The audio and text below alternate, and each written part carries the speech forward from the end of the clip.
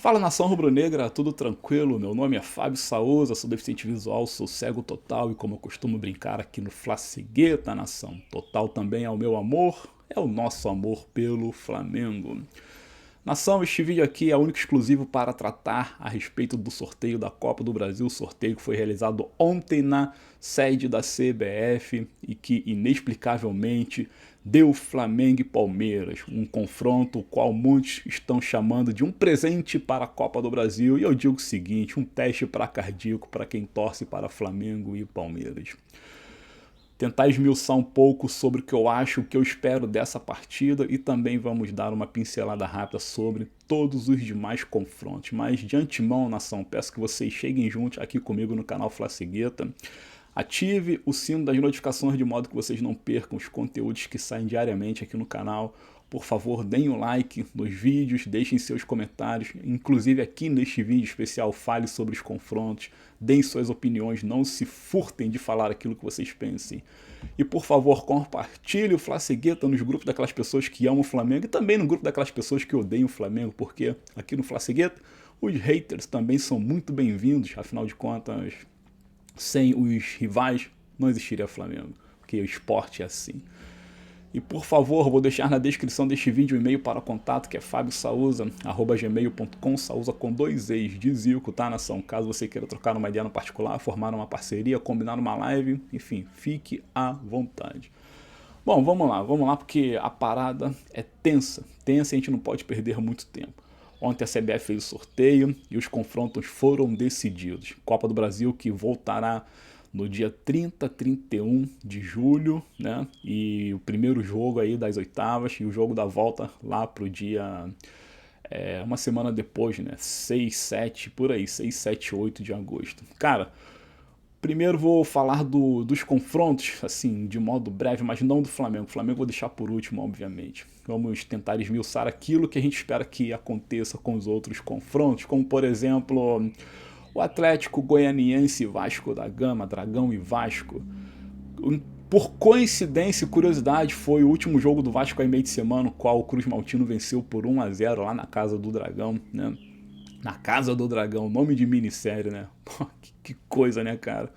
Mas enfim, Vasco volta a pegar o Atlético Goianiense e, na atual circunstâncias do futebol brasileiro, o Vasco se tornou favorito, cara. Se tornou favorito mesmo.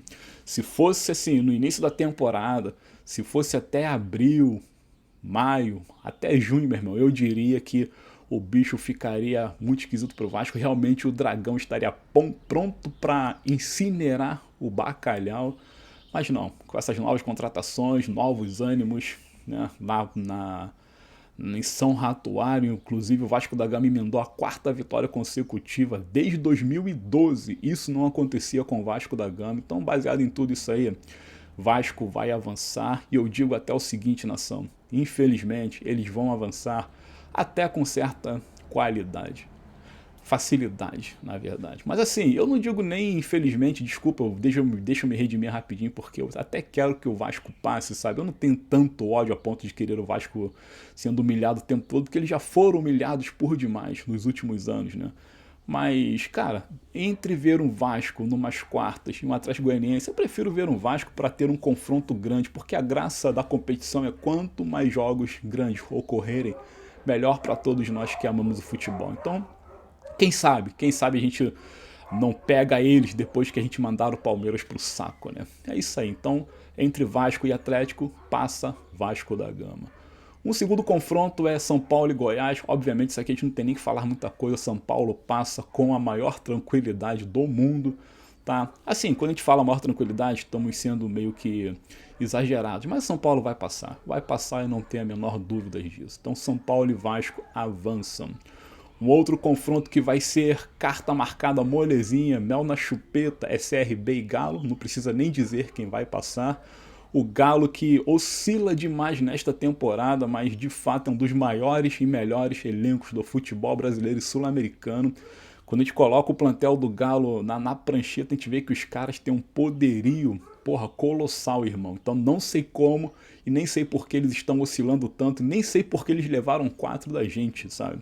Que realmente o elenco do Galo é muito qualificado. Então, Os caras estão se acertando e se acertando ainda mais, vão amassar o CRB de tal maneira que o pobre do CRB vai ficar simplesmente tonto. Então, Galo passa. Passa Vasco, passa São Paulo e passa Galo, tá? Com facilidade ambos, né?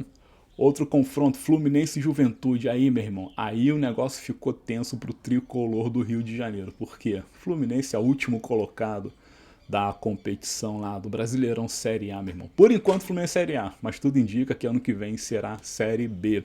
Fluminense que entrou num turbilhão de desgraceira que ninguém entende, demitiram o Fernando Diniz e pegaram alguém tão ruim quanto o Diniz, que é o Mano Menezes, né? Contrataram alguém tão ruim quanto o Diniz. E o sub-40 realmente do Fluminense está na hora de ir para o asilo, meu irmão, que é tanto jogador velho que não tem mais a menor condição de tirar nada da cartola, que, sei lá, cara. Então, o que antes poderia ser cravado como uma grande barbada, Fluminense amassando Juventude, né? Já que estamos falando do atual campeão da Libertadores, mas não.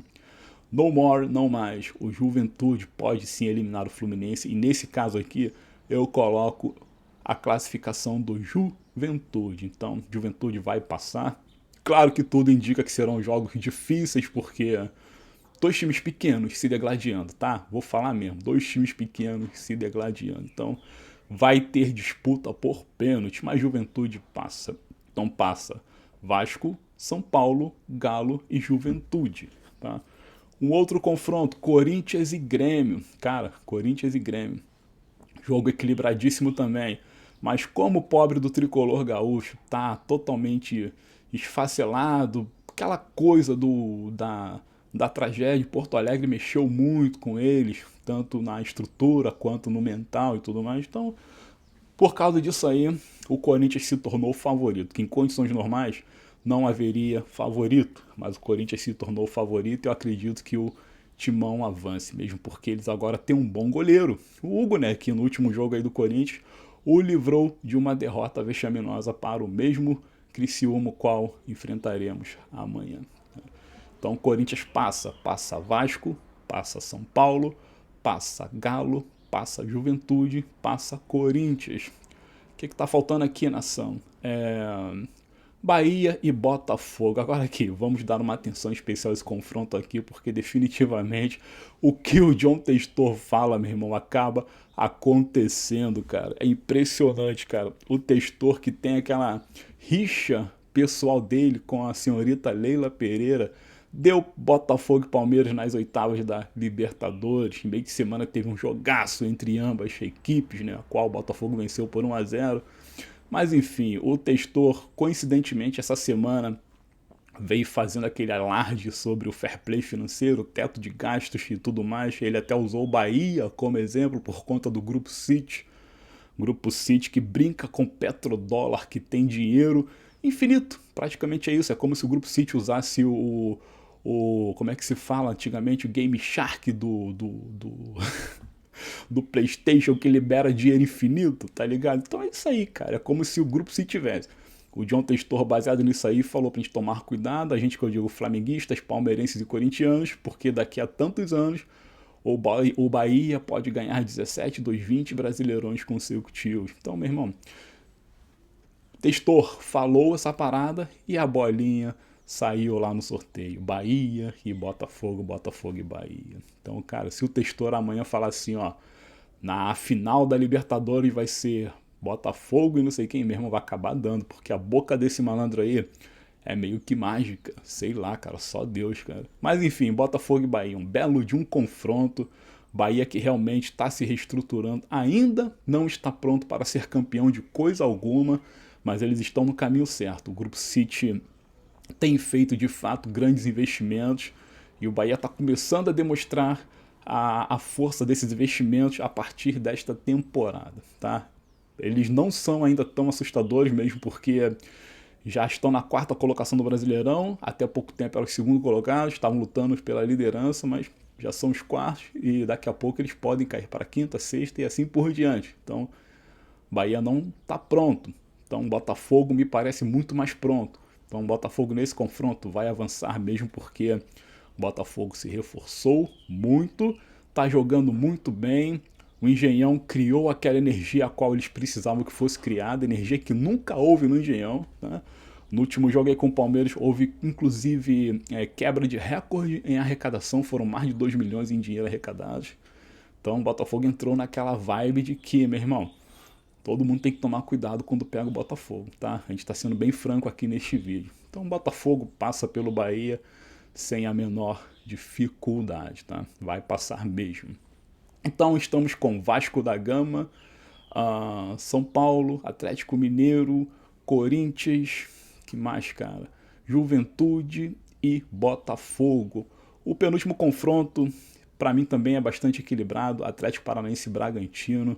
Eu vou seguir com o Atlético porque o tapetinho dos caras, no final das contas, acaba levando vantagem para o rubro-negro falsificado, o rubro-negro paranaense, a brisa que chamam de furacão. Mas é aquilo, o Bragantino cai mais ou menos no mesmo campo do Bahia. Tem grandes investimentos, tem a Red Bull que dá toda a sustentação financeira ao clube, mas, enfim, o Bragantino ainda não está pesado para poder seguir adiante de uma Copa do Brasil, sabe? Então, no caso aqui, confronto equilibradíssimo, vai para os pênaltis também. Inclusive, arrisco dizer que serão 2 jogos com uma diferença de gols somente, tipo 2-1 para cá, 2-1 para lá, 1-0 para cá, 1-0 para lá. Mas o Furacão avança. Agora, fechando aqui, o grande jogo, o filé das oitavas, o presente a qual todo mundo queria ver, menos a gente, torcedor do Flamengo e torcedor do Palmeiras. Por quê? Por mais que a gente diga que é maneiro eliminar logo o Palmeiras nas oitavas, meu irmão, vamos deixar a sensatez falar mais alto. E seria melhor a gente pegar um CRB da vida, seria melhor pegar um Juventude, um Goiás, por quê? A gente avançaria com mais tranquilidade. Embora a minha teoria sempre preza aquela questão. O Flamengo, toda vez que pega jogo contra clubes pequenos, o time automaticamente esmorece, perde a concentração, afrouxa a musculatura. Então, mas assim, por ser 2 jogos indo e volta, as chances de classificação aumentariam drasticamente. Então, entre pegar um Palmeiras agora ou pegar um Goiás, um CRB ou um Juventude, eu gostaria de pegar esses 3 que eu acabei de falar. Um desses 3, obviamente. Mas não, os deuses do futebol não quiseram assim, ou os deuses do futebol, ou até mesmo aquelas pessoas que organizam os sorteios, porque, meu irmão, é tudo tão sinistro. Tu tem um pote com 16 bolinhas, aí me sai Flamengo logo de cara. Na primeira, cara, sendo que a matemática, as probabilidades são tantos milhões para um, sabe? São 16 bolinhas, cara. Tá tudo misturado. Me sai a bolinha do Flamengo logo de cara. Logo na segunda me sai a bolinha do Palmeiras. Ah, meu irmão, pô, vai tomar banho, cara. Vai tomar banho. Se aquilo ali não foi mutreta, eu não sei o que foi. Aí vão me dizer assim, como assim mutreta, tal, não sei o que. Cara, basta aquela menina que puxou as bolinhas ter o mínimo de treinamento e o mínimo de orientação do seguinte ponto. Ó, existem 2 bolinhas mais, não vou dizer mais quente ou mais fria, porque, não sei, se elas estão quentes, acho que elas esfriariam no ar-condicionado do estúdio, lá do sorteio, do auditório. Se elas estão frias, todas as outras estariam frias também. Seria muito arriscado, elas perderiam o poder do frio. Sabe, de boa mesmo, tô falando de boa. Meu pensamento, tá, nação? Desculpa qualquer coisa. Mas assim, eu digo assim, ó, existem 2 bolinhas que estão pegajosas. Foi passado ali uma cola meio permanente, transparente, todas elas brilham e a iluminação do estúdio favorece isso, mas tem 2 ali que estão claramente mais pegajosas. E você treinou, você sabe quais as bolinhas que são 100% limpinhas e quais as bolinhas que estão mais pegajosas. Tire essas 2 bolinhas, é fundamental. Treinou a menina a semana toda, o mês todo, todos os dias, incessantemente. E a garota foi ali, ó, que nem um robô condicionado, tipo o Exterminador do Futuro. Caçar e exterminar. Tipo, a missão dela era isso, caçar 2 bolinhas pegajosas no pote. Pegou a bolinha do Flamengo, pegou a bolinha do Palmeiras. Pronto, o confronto foi desenhado. A partir daí, tanto faz como tanto fez, não teve mais treta nenhuma, sabe? Então foi pura mera coincidência, por exemplo, Bahia e Botafogo, mera coincidência, tá? Então eu acredito que houve sim uma certa manipulação de sorteio para dar logo esse confronto aos interessados, tá? Mas teve um seguidor do meu canal aqui do Flacigueto que numa das lives disse que gostaria de pegar o Palmeiras porque seria muito bom para o Flamengo. tirar logo o Palmeiras do caminho e também, consequentemente, ganharia muito em moral. Realmente, o Flamengo passando pelo Palmeiras, o ânimo dos jogadores vão lá em cima, o respeito e identidade vai lá em cima, e o Palmeiras, que é o nosso grande algoz de muitos anos, ficaria fora da jogada, inclusive mexeria no seu psicológico para a continuidade da Copa Libertadores. Mas isso em caso de o Flamengo avançar, tá, galera? A gente torce pelo Mengão, obviamente, mas o bicho vai pegar. Então esse confronto aí é equilibradíssimo, mas claro que o Flamengo para mim avança e avança baseado no seguinte ponto, cara. Não, pera aí, a parada é tão equilibrada que essa é a terceira vez que faremos o confronto com eles na história da Copa do Brasil. A primeira vez que a gente se pegou foi em 97 e a segunda em 99. De lá para cá não houve mais Flamengo e Palmeiras na Copa do Brasil. Em 97 a gente avançou, vencemos por 2-0 no Maracanã e 1-0 lá no Parque Antártico, extinto Parque Antártica, belíssimo Parque Antártica por sinal. Quem deu show naquela época foi Romário e Sávio, né? Os rubro-negros do Mengão. Mas em 99 a gente foi eliminado. Esse do Flamengo foi em 97, foi pela semifinal. Já em 99 foram as quartas de finais, o qual vencemos por 2-1 no Maracanã e perdemos de 4-2 em São Paulo com o show do Euler, o filho do vento ou o filho da P. Essa que é a verdade. Então agora é o terceiro embate entre flamenguistas e palmeirenses e agora é aquela parada, é a vênia, né, como se diz, né? Bom, Flamengo passa, mas eu vou falar assim, vai passar porque o elenco é melhor?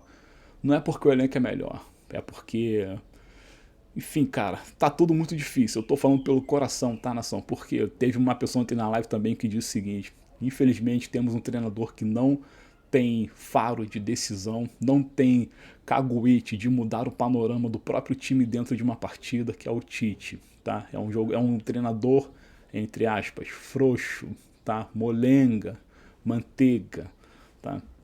Do outro lado, é o totalmente contrário. Lá eles têm um treinador que gosta muito de ganhar títulos, que sabe levantar taças, que sabe jogar decisões e, entre aspas, é ambicioso, é cruel. Então isso aí é o Abel Ferreira. Então entre um treinador desse e o nosso, é claro que o Palmeiras está muito mais em vantagem, o que preocupa muito a gente. Mas o plantel do Flamengo, no quem é quem, vamos lá fazer um quem é quem de Flamengo e Palmeiras, Flamengo leva vantagem. Perde no gol, perde na lateral direita, ganha na lateral esquerda, ganha em pelo menos um dos dois zagueiros, ganha nos dois volantes, ganha nos dois meio-campo e ganha em um dos atacantes. Fazem as contas quanto dá o quem. Tá certo? Mas eu vou me apegar à seguinte e simplória condição: o Flamengo vai avançar pelo Palmeiras porque o primeiro jogo é justamente no Maracanã.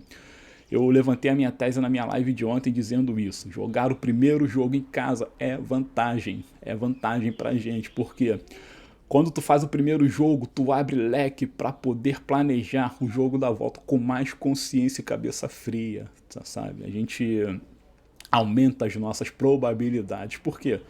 Tu faz o primeiro fora, tá? Toma ali de 1-0, tu já volta pro Maracanã tendo que fazer um gol rápido para igualar o placar, para depois ver o que vai acontecer. Se termina o primeiro tempo 0-0, na volta do segundo a pressão já está lá em cima. Então, tomou de 1-0 fora de casa, já mexe totalmente no jogo da volta, no teu psicológico. Claro, você metendo primeiro, aí o ânimo sobe, a parada fica meio tranquila, aí a galera fica mais sossegada. Mas, assim, coloque em condições contrárias. Flamengo no jogo, primeiro jogo no Maraca, sai com uma vantagem de 1-0, meu irmão, lá em São Paulo, a gente já tá com o regulamento debaixo do braço, então a gente já desenha o que a gente vai fazer. Vamos fazer cai-cai, vamos matar o jogo, chutar a bola pro mato, que o jogo de campeonato não importa. Então, o primeiro jogo em casa te dá várias opções para trabalhar o teu mental, né? Agora, tu imagina se a gente já mete 2-0. Meu irmão, a gente vai para São Paulo classificado. 2-0 no Maracanã, lá é classificação garantida. Palmeiras não faz 2 gols de diferença na gente em condições nenhuma. Então é isso. Que bom que pegamos o primeiro jogo no Maracanã. Nossa classificação vai partir por causa disso, desse ponto, vai partir desse ponto, beleza? É o que eu acredito, então é o que vai acontecer se assim Deus permitir e se assim eu estiver no caminho certo. Beleza, nação? Então, ó, recapitulando rapidinho. Passa Flamengo, passa Vasco da Gama, passa São Paulo, passa Galo, passa Corinthians, passa Botafogo, passa Atlético Paranaense e passa, enfim, Juventude, tá? Passam esses outros. Aí nas quartas, novamente será um pandemônio, eu ia falar um pandemônio, mas é pandemônio. E novamente eu digo, seja o que Deus quiser, quando chegar às quartas voltarei com um vídeo parecido, fechou? Muito obrigado, nação, muito obrigado, desculpa por eu ter me alongado, mas é um vídeo de caráter especial. Espero que vocês tenham gostado. Se eu falei muita bobagem, por favor, deixe aqui nos comentários. Fiquem à vontade para falar aquilo que bem quiserem. Deixe aí suas opiniões. Quem vai passar, quanto vai ser os jogos. Enfim, tudo liberado, beleza? Tamo junto, até o próximo vídeo, até o próximo conteúdo, até a próxima live. A todos eu encerro dizendo o seguinte, saudações brunegras e tudo isso aqui é Flamengo. Valeu!